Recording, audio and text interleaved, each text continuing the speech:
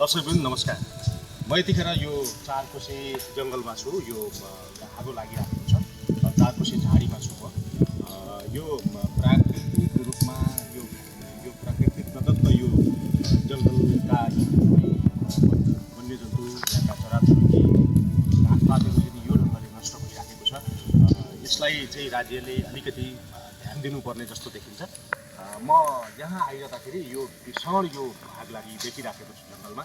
त्यसकारण म छिमेकमा रहनुभएका वरिपरि रहनुभएका गाउँलेहरूलाई र आम व्यक्तिहरूलाई चाहिँ यो खालको चाहिँ विनाश, यो खालको चाहिँ एउटा क्षति हुने खालको काम अन्त्य गरौँ र यो प्रकृतिलाई दोहन गर्ने काम, केही मान्छेलाई तत्कालको लागि अलिकति फाइदा होला, तर यसले चाहिँ प्रकृतिमाथि अत्यन्तै ठुलो एउटा अपराध गरेको भन्ने मैले महसुस गरेको छु। यसलाई रोक्नुपर्छ भन्ने अनुरोध पनि गर्न चाहन्छु।